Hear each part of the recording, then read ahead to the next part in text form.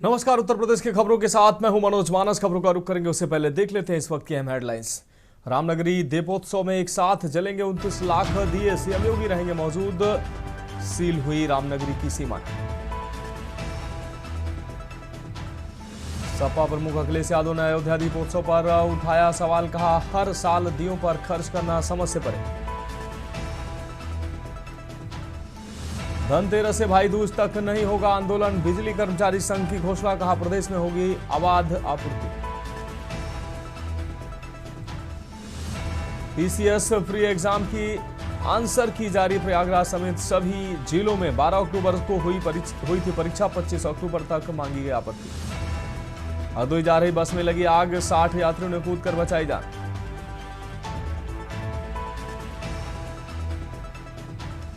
और यूपी में 23 अक्टूबर के बाद प्रदेश के मौसम में आएगा बड़ा बदलाव, रात का तापमान गिरेगा नीचे, हल्की ठंडक बढ़ने की संभावना। आप देख रहे हैं के न्यूज, खबरों का सारथी। और अब खबरें विस्तार से। हम खबर से बुलेटिन की शुरुआत करते हैं। उत्तर प्रदेश की राजधानी लखनऊ से अहम खबर है, जहां आपको बता दें बीएसपी सुप्रीमो मायावती की समीक्षा बैठक होनी है। देश भर के राज्यों के पदाधिकारियों के साथ करेंगी समीक्षा बैठक। यूपी उत्तराखंड के बाद दूसरे राज्यों के पदाधिकारियों के साथ भी बैठक होगी। यूपी उत्तराखंड को छोड़कर सभी राज्यों के पदाधिकारी फिलहाल बुलाए गए हैं। सुबह 11 बजे बीएसपी कार्यालय पर यह अहम बैठक होनी है। तो आपको बता दें कि बीएसपी सुप्रीमो मायावती की अहम बैठक होनी है। अगली खबर का रुख करेंगे लखनऊ से। अहम खबर है, जहां सपा प्रमुख अखिलेश यादव का बयान सामने आया है। मुझे खुशी इस बात की है कि बड़ी संख्या में लोग सपा से जुड़ रहे हैं। काशी विद्यापीठ बड़ी यूनिवर्सिटी है, जहां भेदभाव का विवाद पुराना है। जिस बच्चे के साथ मेडल को लेकर भेदभाव हुआ वो बहुत गलत बात है। सुप्रीम कोर्ट ने डिजिटल अरेस्टिंग को लेकर भी कुछ कहा है। सांप्रदायिक लोगों को बिहार के लोग स्वीकार नहीं कर सकते। सुप्रीम कोर्ट ने डिजिटल अरेस्टिंग को लेकर भी प्रतिक्रिया दी है, जिसका जिक्र करते नजर आए अखिलेश यादव।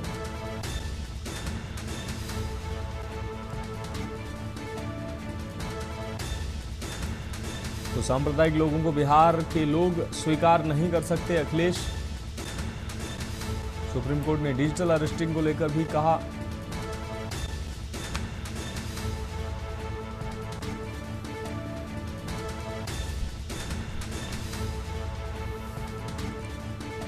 मुझे खुशी इस बात की है कि बड़ी संख्या में लोग सपा से जुड़ रहे हैं।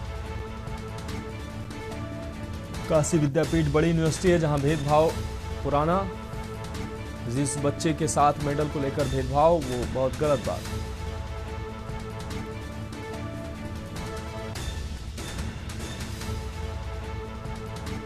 मनीष तिवारी हमारे संवाददाता ज्यादा जानकारी के लिए हमारे साथ जुड़ गए हैं। मनीष, अखिलेश यादव ने अपनी प्रतिक्रिया दी। उन्होंने कहा सांप्रदायिक लोगों को बिहार के लोग स्वीकार नहीं कर सकते हैं। इसके अलावा कई अन्य बातों का जिक्र किया। सुप्रीम कोर्ट ने डिजिटल अरेस्टिंग पर जो टिप्पणी की है उस पर भी अखिलेश यादव ने अपनी बात कही। सपा प्रमुख अखिलेश यादव की ये बयान अब सामने आए हैं, इस पर क्या कुछ अहम अपडेट सामने आ रहा है? उन्होंने कहा कि मुझे खुशी इस बात की है कि बड़ी संख्या में लोग सपा से जुड़ रहे हैं, ये भी प्रतिक्रिया उन्होंने दी। जी बिल्कुल, जिस प्रकार से देखा जाए तो अखिलेश यादव मीडिया के सामने मुखातिब हुए और मुखातिब होकर के सबसे पहली प्रतिक्रिया उनकी यही थी कि काफी संख्या में लोग जो हैं, जो या तो रिटायर हो, जो अपनी पद से रिटायर हो गए, वो भी सपा से कल जुड़े थे। और साथ ही साथ कई पार्टियों के जो है नेता जो है वो समाजवादी पार्टी में आकर के जुड़े। इसको लेकर के उन्होंने खुशी की लहर बताते हुए कहा कि 2027 का चुनाव जो है उनके लिए बहुत ही अच्छा होने वाला है, हमारी सरकार बनने वाली है। जिस प्रकार से जो है पीडीए के नारा देने के बाद जो है लगातार जो है दूसरे दलों के, चाहे वो भारतीय जनता पार्टी के हों, बीएसपी के हों, सभी लोग आकर के जो है हमारे साथ जुड़ रहे हैं। और आपकी बार का चुनाव जो है हम बहुत ही मजबूती से लड़ेंगे और जिसमें हम जीत हासिल करेंगे। वहीं पर देखा जाए सुप्रीम कोर्ट ने डिजिटल अरेस्ट को लेकर के जो प्रतिक्रिया दी, उसको लेकर के अखिलेश यादव ने टिप्पणी की, सरकार के ऊपर टिप्पणी की। जिस प्रकार से डिजिटल अरेस्ट करके जो है लोगों को जो है ठगा जा रहा है और बाकी चीजें भी डिजिटल अरेस्ट के माध्यम से जो है काफी फ्रॉड देखने को मिल रहा है, तो उसको लेकर के भी जो है अखिलेश यादव के द्वारा ये प्रतिक्रिया दी गई। तो कह सकते हैं कि जिस प्रकार से जो है ये अखिलेश यादव के लगातार जो है इसी प्रकार से सरकार को घेर रहे हैं, जिस प्रकार से एक बयान को लेकर के और अखिलेश यादव ने कहा कि जिस प्रकार से उत्तर प्रदेश सरकार कह रही है कि लखनऊ के नाले जो है गोमती में नहीं गिरने चाहिए, तो गोमती बिल्कुल साफ रहनी चाहिए। तो अखिलेश यादव ने उसमें मजाकिया रूप में लिया और उन्होंने साफ तौर से कहा कि फिर नाले कहाँ गिरेंगे, क्या मुख्यमंत्री के घर में आवास में गिरेंगे। तो इस प्रकार के जो बयान अखिलेश यादव लगातार देते आ रहे हैं और सरकार को घेरते आ रहे हैं, पीटीए के नारे के माध्यम से जो है लगातार जो है उनका ये कहना है कि जो दलित है वो उत्तर प्रदेश में काफी परेशान है और उनको जो है उनका उत्पीड़न बहुत ज्यादा हो रहा है। रायबरेली की घटना से जोड़ करके उनका ये बयान था। तो कह सकते हैं हर एक पहलू पर जो है अखिलेश यादव के इसी प्रकार से सरकार को घेर रहे हैं। वहीं पर राज्यपाल के द्वारा जो है काशी में 2 बच्चों में अंकों को लेकर के जिस बच्चे के 3 अंक ज्यादा थे, उस बच्चे को जो है गोल्ड मेडल न दे करके दूसरे बच्चे को दिया गया, क्योंकि वो बच्चा कास्ट से यादव था। इस बात को लेकर के भी जो है अखिलेश यादव ने सरकार को घेरा। उनका ये कहा गया कि विभाजन और जिस प्रकार से जातियों को देख करके जो है लगातार जो है सरकार जो है अपने काम कर रही है। वही बिहार चुनाव पर भी जो है अखिलेश यादव ने कहा कि विभाजन को लेकर के जो है बिहार की जनता स्वीकार नहीं करेगी और वहां पर भी जो है तेजस्वी की सरकार बनेगी। तो कह सकते हैं कि लगातार इस प्रकार के बयान जो है सरकार को घेरते हुए नजर आ रहे हैं और अब देखना है कि 2027 की तैयारी में सभी दल लगे हुए हैं और इसी के तहत जो है लगातार मीडिया के सामने मुखातिब होकर के सरकार को घेर रहे हैं। जी हाँ बिल्कुल मनीष तिवारी, इस खबर पर तमाम जानकारी के लिए आपका बहुत बहुत शुक्रिया। आप हमारे साथ बने रहिए, आगे भी हम आपसे अपडेट लेंगे। तो काशी विद्यापीठ पर भी उन्होंने बात कही, जिस बच्चे के साथ मेडल को लेकर भेदभाव हुआ वो भी गलत है, ये बात अखिलेश यादव ने कही।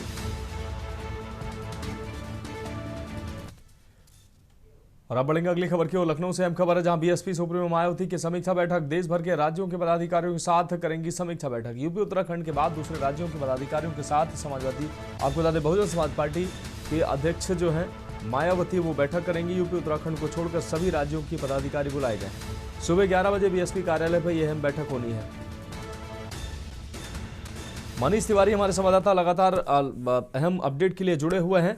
मनीष, बहुजन समाज पार्टी लगातार एक्टिव मोड में नजर आ रही है। जिस तरीके से लखनऊ में रैली हुई और अपार भीड़ इस रैली में देखने को मिली, उसके बाद से बहुजन समाज पार्टी के कार्यकर्ता और मुखिया खासकर मायावती काफी उत्साहित नजर आ रही हैं। लगातार कार्यकर्ताओं के साथ वो मीटिंग कर रही हैं और आगामी 2027 के चुनाव को लेकर बहुजन समाज पार्टी जो है वो काफी एक्टिव नजर आ रही है। इसी को लेकर अब मायावती यूपी उत्तराखंड के पदाधिकारियों के साथ बैठक कर रही हैं। इसके अलावा अन्य राज्यों के कार्यकर्ताओं के साथ भी बैठक करेंगे। क्या कुछ अहम अपडेट इस खबर पर? जी बिल्कुल, देखा जाए जिस प्रकार से मायावती की बैठकों का दौर चल रहा है, रैली आपके द्वारा देखी गई, जिस प्रकार से उनकी भव्य रूप से रैली, कम से कम लाखों की संख्या में रैली में जो है उनके पहुंचे थे, जिससे कि इस रैली को देखते हुए मायावती का हौसला जरूर बुलंद हुआ और उसके बाद जो है वो लगातार बैठकों का दौर कर रही है। इससे पहले जो है रैली को लेकर के मायावती के द्वारा जो है बैठक की गई, जिसमें यूपी के कार्यकर्ताओं को, उत्तराखंड के कार्यकर्ता जो थे उसमें शामिल हुए थे और उनके साथ पूरी चर्चा की गई थी कि किस प्रकार से अपने पैर और बढ़ाए जाएं, जिससे कि जो उनके वोटर हैं वो वापस जो है बीएसपी से आकर के जुड़ सके। तो ये एक बैठक का दौर देखने को मिला। आज फिर एक 11 बजे बैठक है, जिसमें यूपी उत्तराखंड के छोड़ करके बाकी अन्य राज्यों के कार्यकर्ताओं को भी बुलाया गया है। तो कहा जाए जिस प्रकार से मायावती ने अपने पैर फैलाने के लिए लगातार जो है अपने कार्यकर्ताओं के और अपने प्रदेश अध्यक्ष और सभी लोगों से लगातार जो बैठक कर रहे हैं, जिससे कि 2027 का जो चुनाव हो वो अपनी मजबूती से लड़ सके। जो अपने जनाधार वो खो चुकी हैं, जहां पर जिनका मायावती का एक समय में जनाधार जो है 22% के आसपास हुआ करता था, वह जनाधार जो है आज की डेट में घट करके 7% आ गया था। तो कहा जा सकता है कि जिस प्रकार से मायावती का जनाधार कट करके भारतीय जनता पार्टी से जुड़ गया था या बाकी अन्य दलों से जुड़ गया था, उस जनाधार को वापस लाने के लिए जो है मायावती हर एक पहलू और हर एक एंगल से रणनीति बनाते हुए जो है अपने कदम बढ़ा रही है। अपने कार्यकर्ताओं के माध्यम से के माध्यम से उन वोटरों को वापस लाना चाहते हैं, जिससे कि वो मजबूती से उत्तर प्रदेश या दूसरे अन्य राज्यों में जो जहां पर सीटों की संख्याओं को बढ़ा सके। तो कह सकते हैं कि मायावती का जो दावा है कि इस बार का 2027 का चुनाव बहुत ही हम मजबूती से लड़ेंगे और अपनी खोए हुए जनाधार को पा करके हम सरकार बनाएंगे। जी हाँ बिल्कुल। मनीष तिवारी, इस तमाम जानकारी के लिए आपका बहुत बहुत शुक्रिया। तो बहुजन समाज पार्टी कार्यालय में सुबह 11 बजे ये बैठक आयोजित होनी है। बीएसपी सुप्रीमो मायावती समीक्षा बैठक करेंगी। लखनऊ से ये खबर अपने दर्शकों को हम दिखा रहे थे। देश भर के राज्यों के पदाधिकारियों के साथ हालांकि मायावती बैठक करेंगी। अब रुक करेंगे अगली अहम खबर का। अमरोहा से अहम खबर है, जहां किसान को गोलियों से भूनकर हत्या का ये मामला। परिजनों ने कैलसा बाईपास रोड जाम किया है। नाराज परिजनों ने थाने के सामने लगाया जाम। ग्रामीणों ने पुलिस के खिलाफ जमकर नारेबाजी की है। पुलिस ने 2 आरोपियों को जेल भेजा है। बाकी 2 आरोपियों को जेल भेजने की मांग करते हुए परिजनों ने जाम लगाया। देहात थाना क्षेत्र का यह पूरा मामला है। तो ग्रामीणों ने पुलिस के खिलाफ जमकर नारेबाजी की है। हालांकि 2 आरोपियों को पुलिस ने जेल भेजा, लेकिन 2 अन्य आरोपियों को जेल भेजने, उन पर कार्रवाई करने को लेकर जो परिजन हैं, जो लोग हैं, वो प्रदर्शन करते नजर आए। उन्होंने जाम भी लगाया। देहात थाना क्षेत्र का यह पूरा मामला है। तो अमरोहा से खबर, किसान को गोलियों से भूनकर हत्या का यह मामला।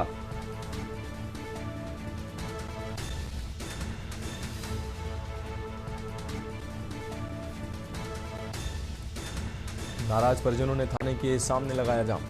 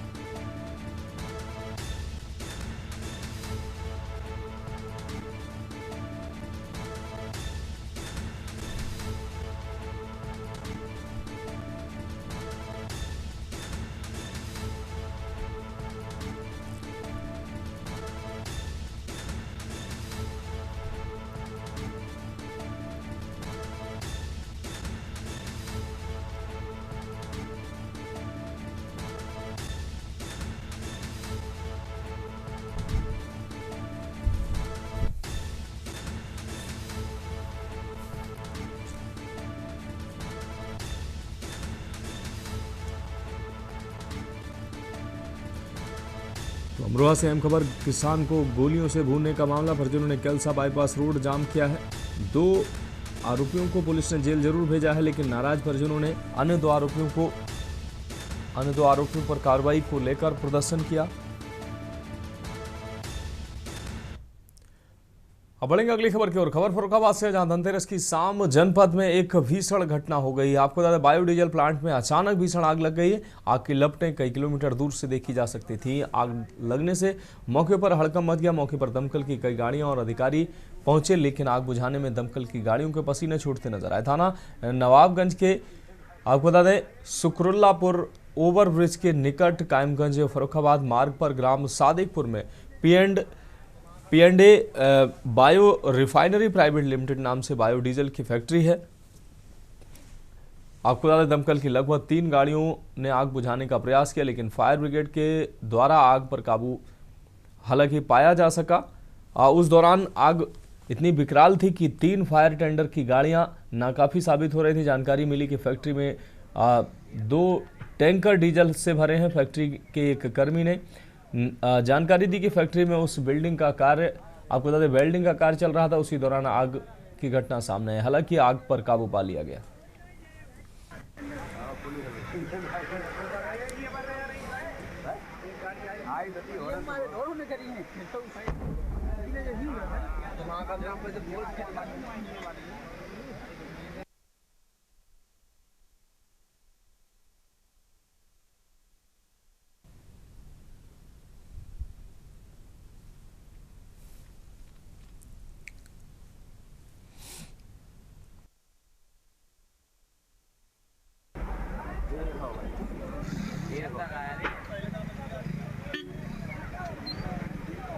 अब देखो ना पुलिस आई कहीं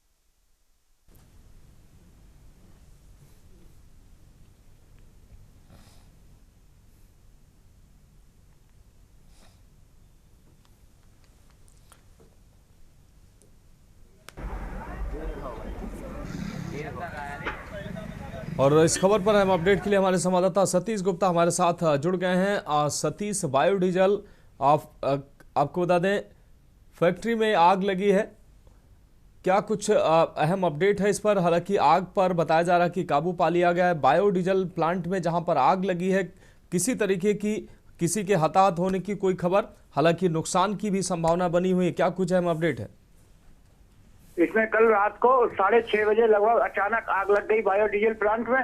तो जैसे ही आग लगी है वैसे ही एकदम पूरा हड़कंप मच गया पूरे क्षेत्र में और कई किलोमीटर तक आग की लपटें देखी गई। कई धमाके हुए, भयंकर धमाके हुए। आसपास के गांव के लोगों ने अपने जानवर तक छोड़ दिए डर भय की वजह से कि कहीं ऐसा रहे बहुत दूर तक ये फैल जाए आग।